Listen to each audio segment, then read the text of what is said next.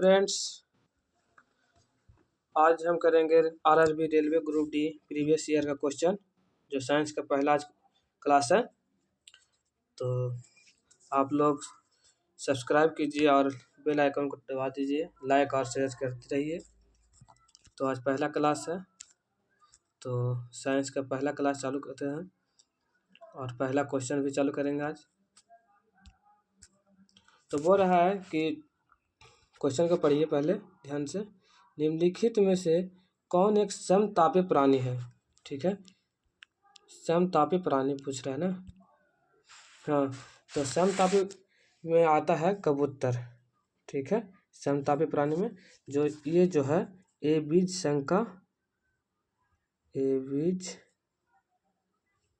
संघ में आता है। ठीक है, और जो मगरमच्छ जो है रेप्टाइल्स में आता है, रेप्टाइल्स। ठीक है, और वो मेढक आता है उभयचर में। ठीक है, और मछली जो है फिशिज वर्ग में आता है।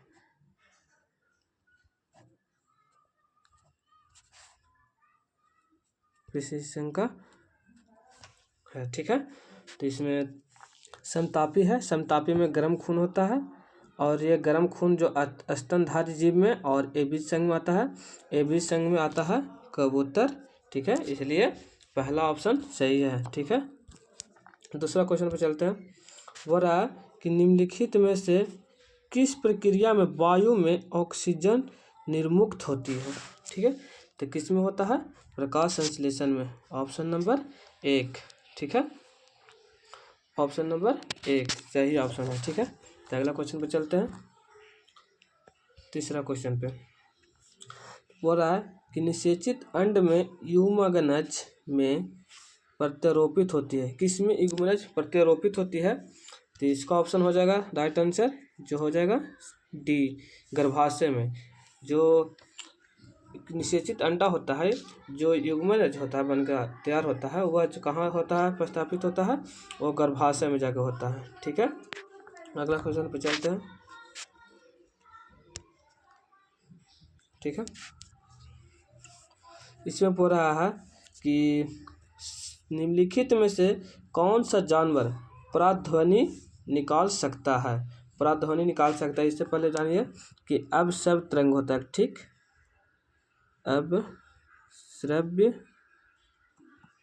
अपश्रव्य तरंग इस होता है 20 हर्ट्ज से कम। ठीक है, और एक होता है श्रव्य तरंग। श्रव्य तरंग होता है, ये जो होता है 20 हर्ट्ज से 20,000 तक। ठीक है, 20,000। एक होता है प्रस्रव्य तरंग।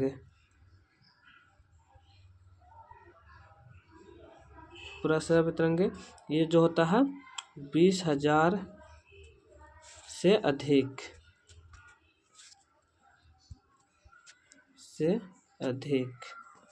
ठीक है, तो इसका ऑप्शन हो जाएगा बी। जो सूंस है, जो एक प्रकार का मछली है, वो प्रस्रवित तरंगे निकालते हैं। ठीक है, तो अगला क्वेश्चन पे चलते हैं। 5 नंबर पे पौधों में लचीलापन। ठीक है, पौधों में लचीलापन किस ऊतक के कारण होता है? ठीक है, तो इसका आंसर हो जाएगा कोलन कायमा। कोलन कायमा में हो जाएगा, जो लचीलापन के लिए है, और स्करण कायमा जो है जो ठोस के लिए। ठीक है, अगला क्वेश्चन पे चलते हैं, छठा पे।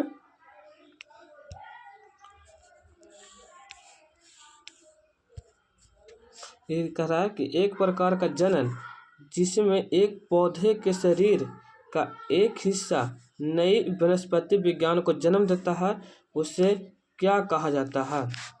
जिसको कहा जाता है वानस्पतिक जनन। इसी का दूसरा रूप है क्या? कायिक प्रजनन। ठीक है, ठीक है, तो अगला क्वेश्चन पे चलते हैं 8 नंबर पे। ठीक है, 7 नंबर पे ये बोल रहा है आधुनिक अवध सारणी में कौन से समूह तत्वों में बाहरी आवरण होता है। तो इस हो जाएगा इसका आंसर बी, जो 18वां अक्रिय गैस होता है, 18वें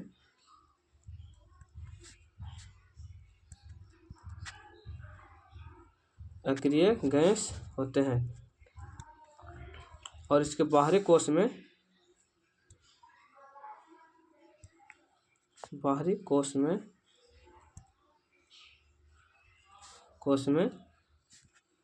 जो होता है 2 या 8 ऐसे होता है, और जो है अनस्टेबल होता है, इसके अलावा और कोई नहीं आता है। ठीक है, इसलिए 18वें जो तत्व होता है जो पूर्ण बाहरी आवरण से होता है, पूर्ण होता है, जो उसके अलावा और कुछ नहीं आता है।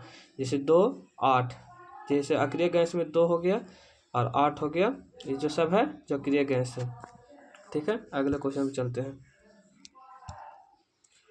कहता है कि जल में हाइड्रोजन के द्रव्यमान और ऑक्सीजन के द्रव्यमान का अनुपात हमेशा कितना होता है, ये पूछ रहा है। ठीक है, तो इसको हम बनाते हैं कलर। ठीक है, इसको देखिए H2O जल में होता है, हाइड्रोजन द्रव्यमान और ऑक्सीजन का पूछ रहा है। ठीक है, तो हाइड्रोजन का कितना हो जाता है, परमाणु संख्या 1, तो हाइड्रोजन 2 को है, तो इसका होता है 1, इसको होता है 16। ठीक है, तो इसमें 2 को है H, तो ये हो जाएगा 2 और 16, इसको काटेंगे रेशियो में करके, तो 1:8 आ जाएगा। ठीक है, तो इसका ऑप्शन कौन हो जाएगा, बी। और अगला क्वेश्चन पे चलते हैं। आई होप आप लोग समझ चुके होंगे। ठीक है, अगला क्वेश्चन पे चलते हैं। हाँ, ये कह रहा है कि धावन सोडा के एक अणु में जल के कितने अणु मौजूद होते हैं। ठीक है, जल के कितने अणु मौजूद होते हैं, तो धावन सोडा का सूत्र क्या होता है, Na2CO3 × 10H2O। जो ये 10 जो है यही पूछ रहा है कि धावन सोडा के एक अणु में जल के कितने अणु मौजूद होते हैं, तो कितना अणु मौजूद होते हैं, 10। तो ये ऑप्शन नंबर डी। ठीक है, तो इसी प्रकार अगला क्वेश्चन पे चलते हैं 11 नंबर पे। ठीक है, इसमें बोल रहा है कि निम्नलिखित में से कौन सा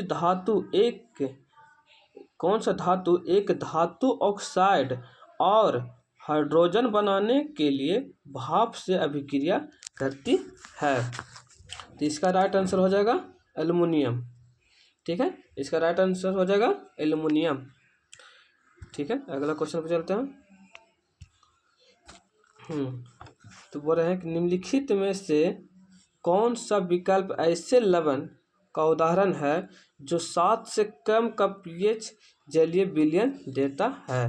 ठीक है, 10 क्या करा है, 7 से कम जो है जो हो जाता है अमोनियम क्लोराइड। तो ऑप्शन नंबर क्या हो जाएगा, सी। ठीक है, अगला क्वेश्चन पे चलते हैं। जो बोला क्वेश्चन कि निम्नलिखित में से कौन सा ठोस द्रव और गैस के रूप में मौजूद हो सकता है। तो इसमें अधातु होता है,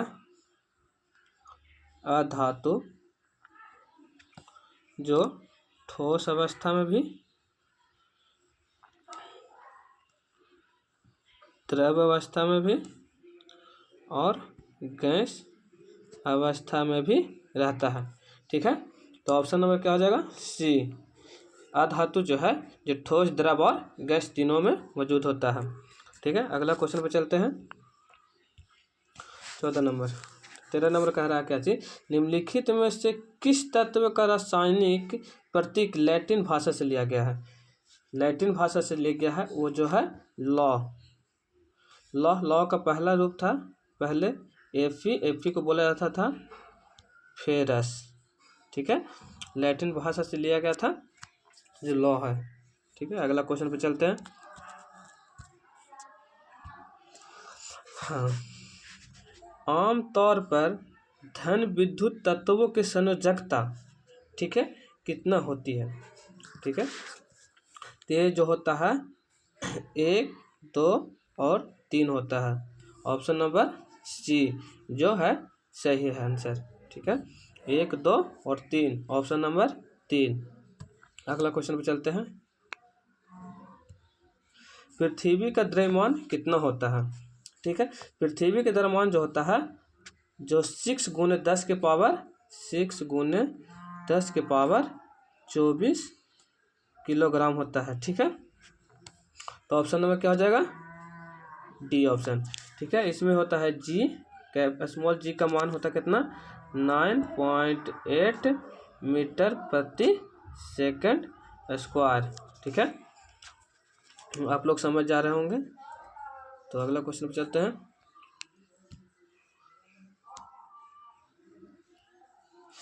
हो रहा है कि एक चालक का प्रतिरोध निम्नलिखित कारकों में से किस पर निर्भर नहीं करती है? ठीक है, तो किस पर करती है जो पहले जानिए। वो होता है लंबाई पर निर्भर करती है, अनुप्रस्थ काट का क्षेत्रफल पर निर्भर करती है और सामग्री पर भी करती है।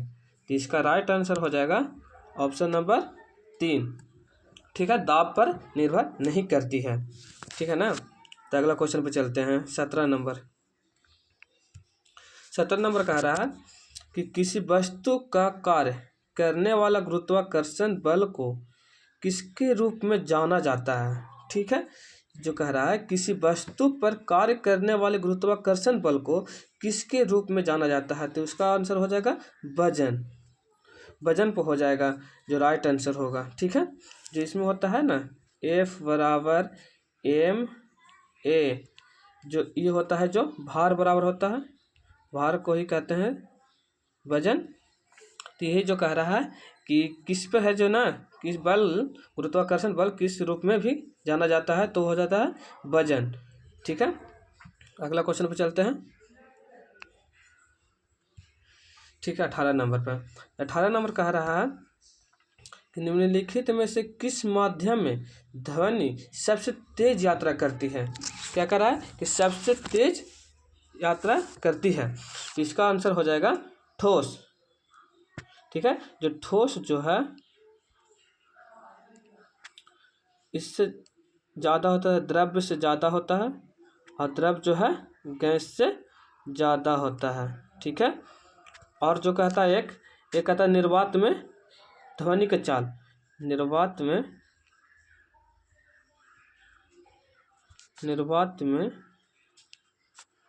ध्वनि चाल जो है बराबर होता है 0। ठीक है, निर्वात में ध्वनि का चाल कितना होता है? 0। तो अगला क्वेश्चन पे चलते हैं। 19 नंबर पे क्या कह रहा है कि भौतिकी में किए गए कार्य को परिभाषित किया जाता है।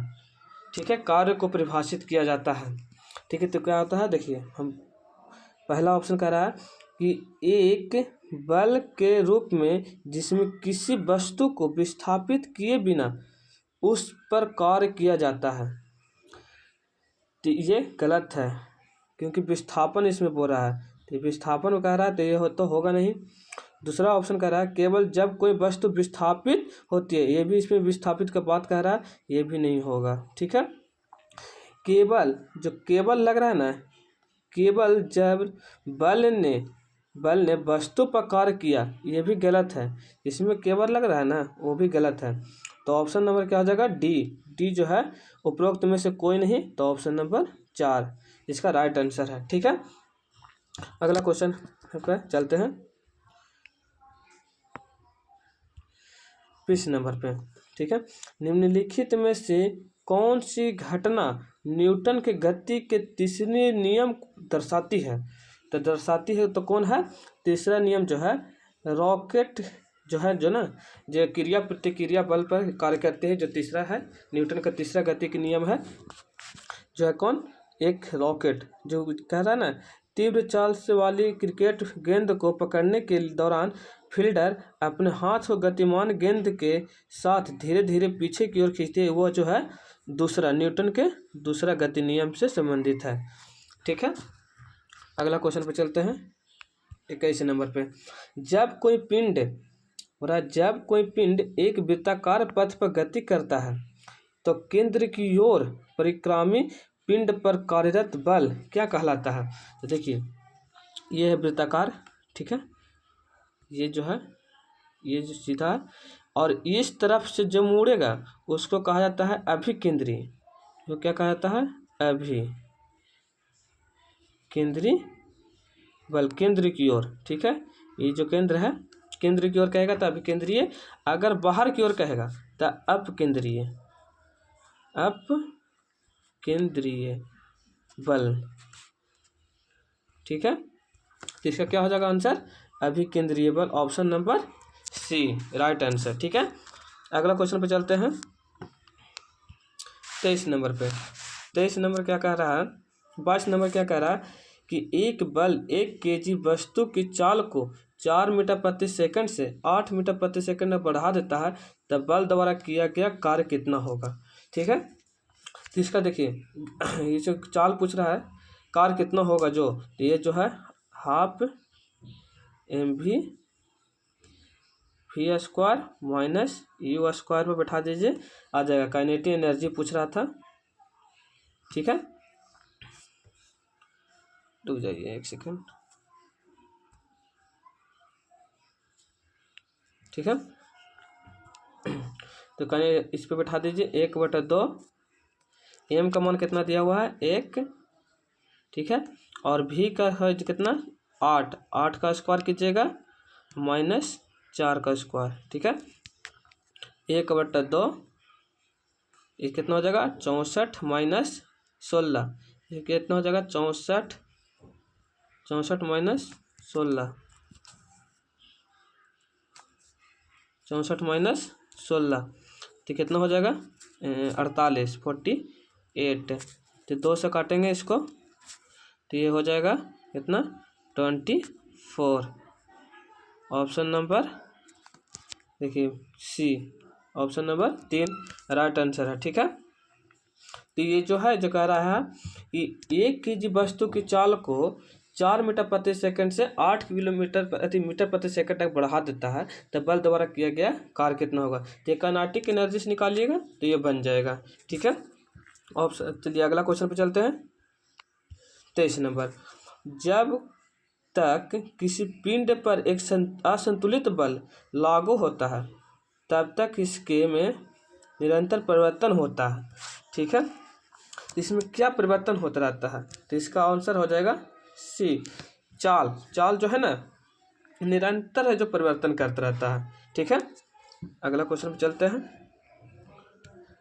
अगला क्वेश्चन कह रहा है कि 18 वोल्ट विभवांतर वाले 2 बिंदुओं पर 4 AC के आवेश को ले जाने में किया गया कार्य कितना होता है?